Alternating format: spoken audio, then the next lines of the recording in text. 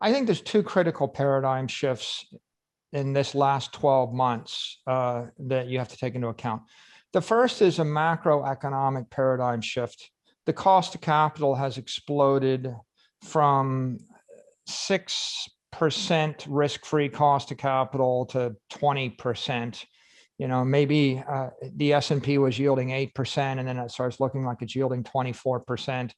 So the cost of capital tripled, and that's kind of like the broad money supply inflation rate. So the amount of money is being pumped in the economy tripled at an annual rate. So that has broken a lot of conventional investor models, a bunch of conventional treasury models, and a bunch of conventional strategies.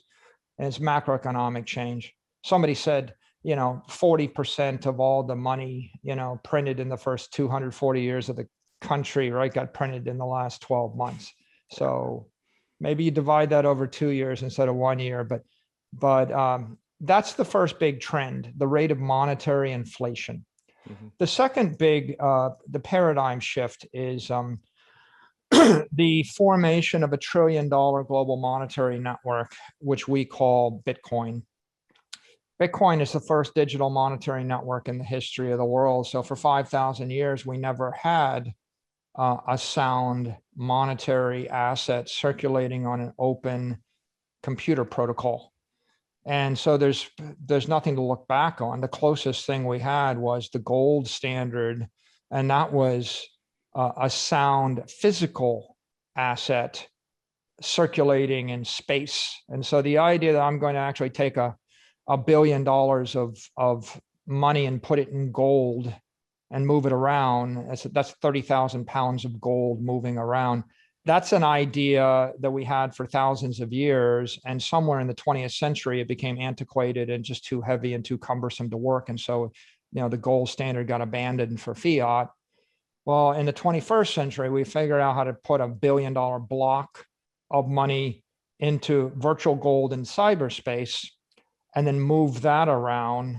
And we can move that around 1 million times faster and 1 million times smarter than we could move the physical gold. So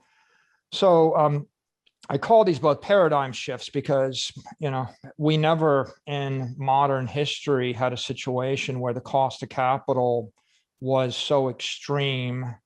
And we never in history had a situation where we could actually store monetary energy on an open global digital network. And those two things cause you to reassess your strategy as a corporation or as an investor or just as an individual. Yeah. So I guess the confluence of those two paradigm shifts is that everyone is looking for an optimal store of value asset, right? Because like you mentioned, 40% of all the money that's ever been printed has happened in the last 2 years. So that's caused people to say, hey, and how I've heard you described is you're sitting on a melting ice cube, so to speak, right? Or frogs boiling in water, pick whatever metaphor you want. But however much money you think you have, that's slowly disappearing, right? And you have described also kind of the world of investable assets or store of value assets. It's roughly a $350 trillion market across things like stocks, bonds, real estate, other kind of traditional store of value assets. How do you see the market for these, fiat denominated or fiat derivative assets changing over the course of the next 20 years? I think that if we start with a fundamental premise, the fundamental premise is that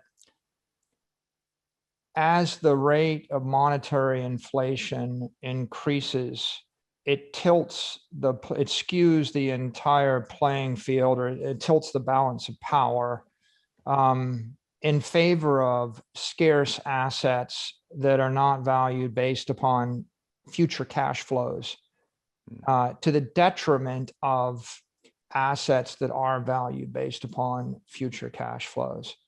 So the fundamental challenge for a corporate treasurer today is, it used to be, if I had $1 billion and the money supply is expanding at 5%, and I could invest in debt yielding 5%, then maybe after tax, if the after tax yield is 3%, I have a negative real yield of 2%.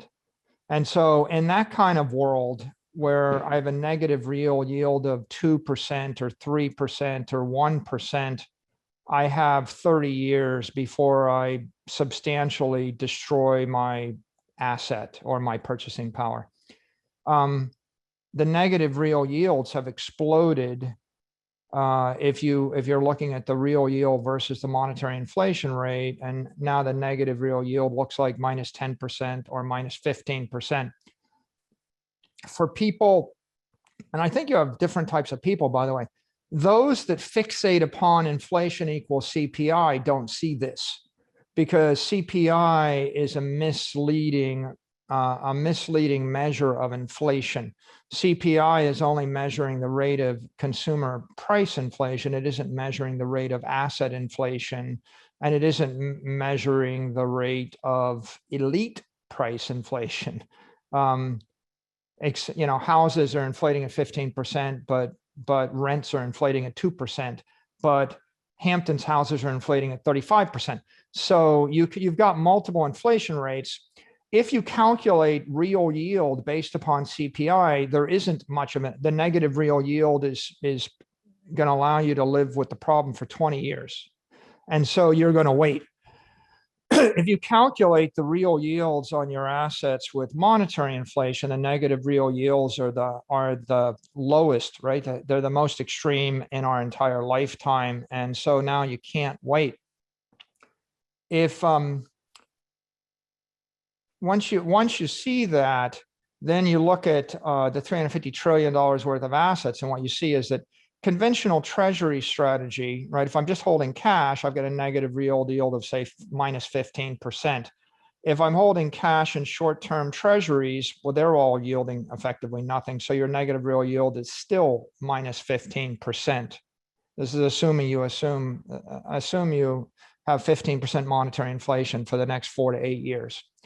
So conventional treasury strategies now have this problem, because the negative real yields have gone from minus 2% to minus 15%, maybe minus 20%. That means that capital or cash equivalents on the balance sheet is now toxic. The toxicity of the assets is a function of the rate of monetary inflation.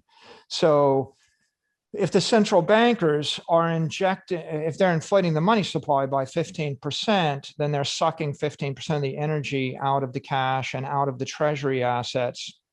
And pretty much every corporate treasury in the world is either holding cash or they're holding treasuries or corporate credit grade debt that's like got a duration of less than 5 years. And all of that stuff, in essence, has negative real yield minus 10 to minus 15%.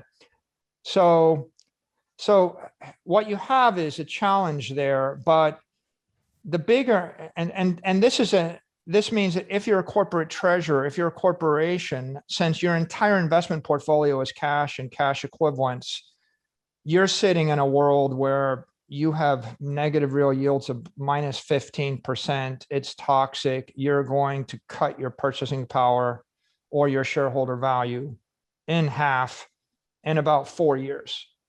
Right? So $100 billion at Apple Computer, you're going to have $50 billion of shareholder value loss in 4 years.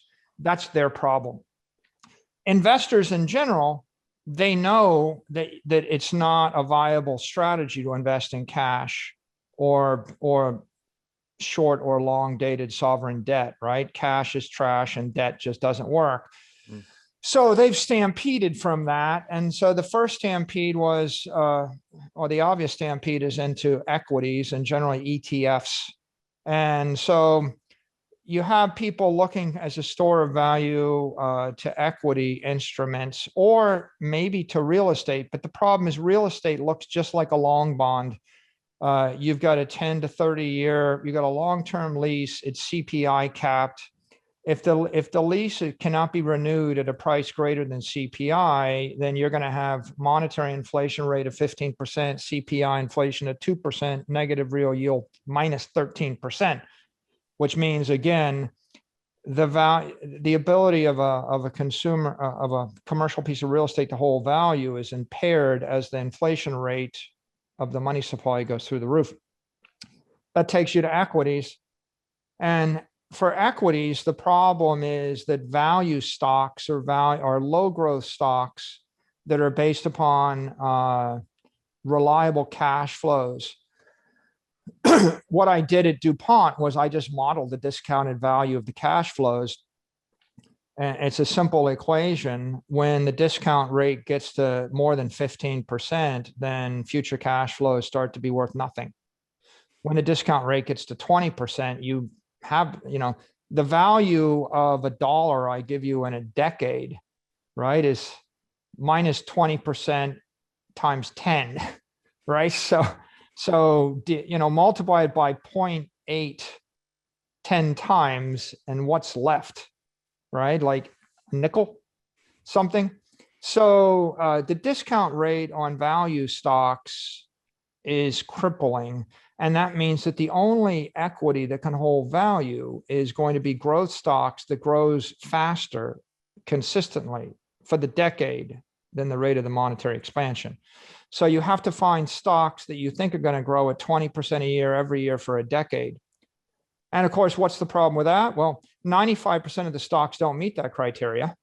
And the 5% that might are exceedingly risky, because the way that you get to that growth is take extreme risk. You have to keep upgrading your product. You have to spend insane amounts of money on marketing. You have to do acquisition after acquisition after acquisition. So as a corporate CEO, looking at it with the lens of a company officer, what I see is, for the past decade, the cost of capital was about 7 to 8%. And companies that can't grow their cash flows greater than 8% were destroying value. And that drove most companies to either take on obsessive amounts of debt or oppressive amounts of debt. They borrow lots of money to buy their stock back, and they destroy their capital structure and their balance sheet, and that drives them to insolvency. Or they borrow lots of money to issue a dividend, and that drives them to insolvency. Or they borrow money to buy other companies to do these crazy acquisitions, and those are dilutive acquisitions where they're doing roll-ups, and that eventually drives them to insolvency or blows them up. Or they issue equity to do acquisitions, the classic dilutive acquisition.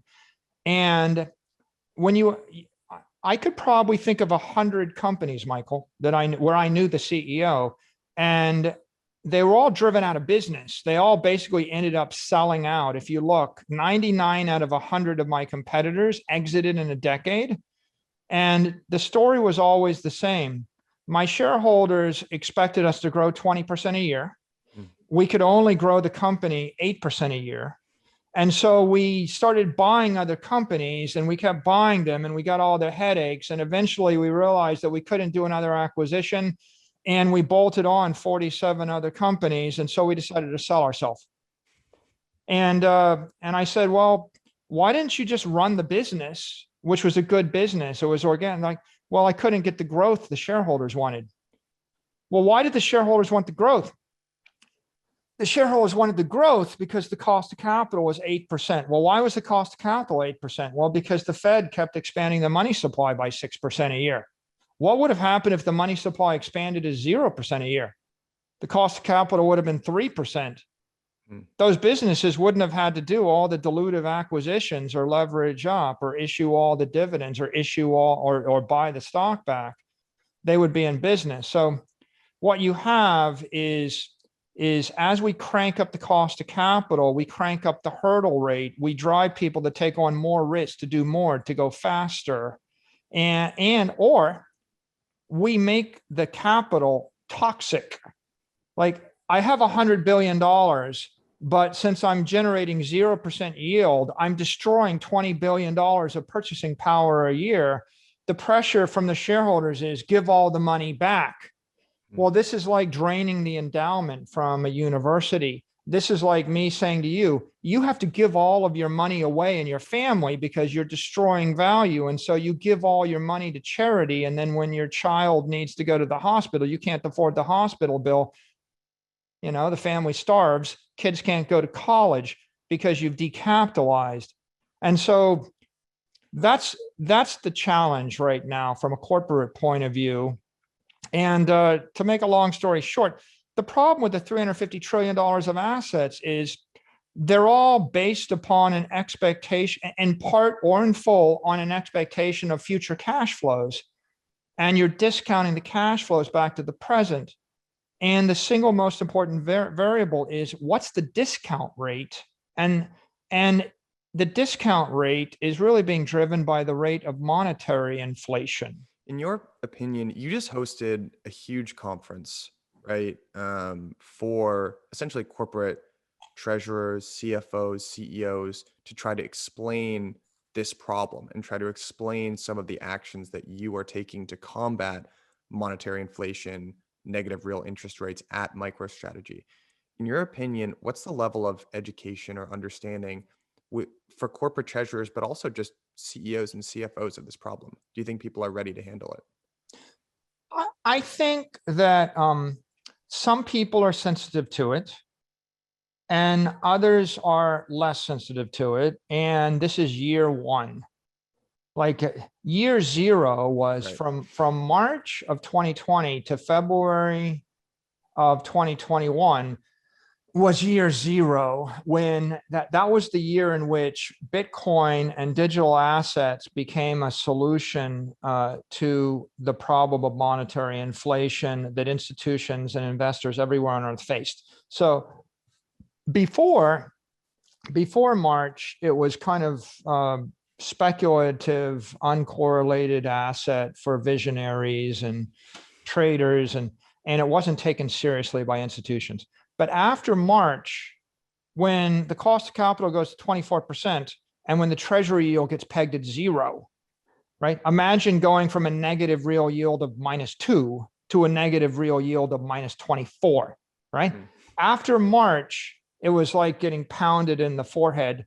And so people started to wake up, and you started seeing, and that's where, Bitcoin goes from 5,000 to 50,000.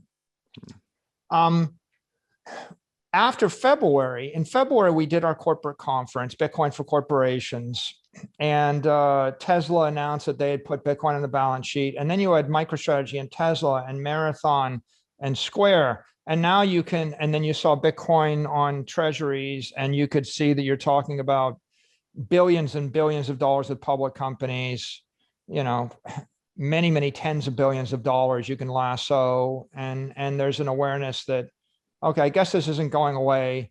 This is digital gold. This is a solution. But I think now you have a couple of challenges. One challenge is some people don't perceive this.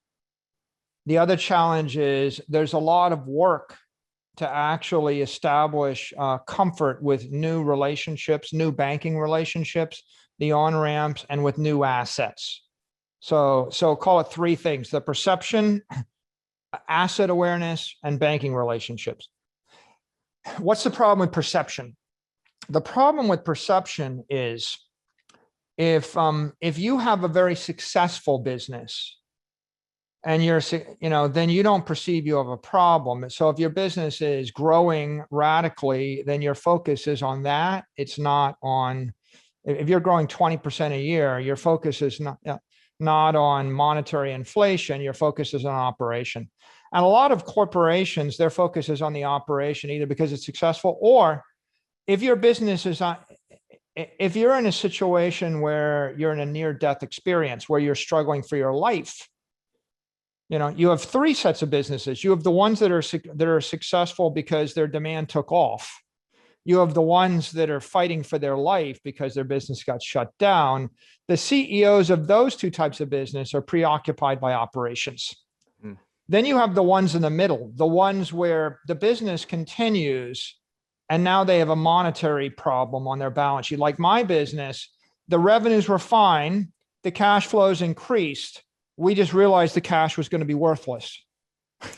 Okay. Big So problem. we're in this interesting, enviable situation where I can stop and think about the problem, which is I have $500 million worth of cash and I'm going to have another $500 million worth of cash, and the cash is worthless. So we get the ability to get into this. The other businesses don't necessarily. And if you're an investor, if you had $1 billion and you were invested in S&P 500, you were getting 8% a year return. So imagine you're running an investment fund and you're getting 8% return. So, and you're getting paid 20% of that, 2 and 20. You're like this Wall Street hedge fund type. Well, your hedge fund went from 8% return to 24% return in the last 12 months. It was the best year of your career. So if you go to a Wall Street hedge fund manager and you say, how'd you do last year? They can answer in one of two ways. They could say, I had the best year of my career. I made some really great stock picks. I was really smart. You know, when everything happened during the March lockdowns, I was smart enough to not sell. Okay, were you brilliant and you had the best year of your career? That's one interpretation. Okay, so what are you going to do differently next year? Well, I mean, it seems like it's working out okay, right? If you just had the best year of your career, then you don't really necessarily feel like you got to find a solution to your problem, do you know? Now, here's another interpretation. What if the same hedge fund manager said, I was owning a bunch of stocks and the economy shut down and half of them are impaired. The cruise lines, the airlines, the hotels, they're not, the restaurants, they're not really working. The manufacturers are struggling. You know, the P/E's doubled, you know, and my stock prices went up because the currency weakened and because people were driven into those stocks because they realized they couldn't hold bonds. And I just got lucky. I got lucky, but the currency collapsed and now my stock is overvalued. Now, if you got lucky, the currency collapsed and your stock is overvalued. Now you'd be looking for a store of value. But that's a very different interpretation. I actually meet a lot of people that think they were smart last year.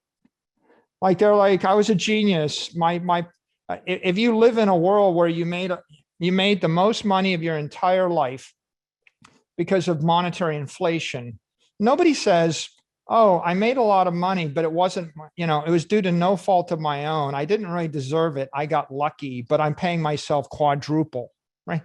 How many people have gone on television and apologized to their investors and offered to give the money back, right? Not likely. No. So you got two frames of reference. Let me say it a different way. The K-shaped recovery. That's Wall Street recovering and Main Street never recovering.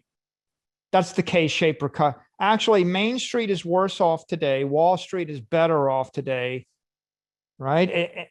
If you're actually an operator of a business and you're honest, there's no way the economy is as good today, right? Like, for example, business travel is down 95% year over year, and success will be, it'll be down 90% forever, right? But nobody wants to talk about that. So when we inflate the money supply by 24%, that means that on Wall Street, people that own assets did nothing to make 24% more money. And that means on Main Street, people that create things for a living, that manufacture things, had to work 24% harder to get nothing.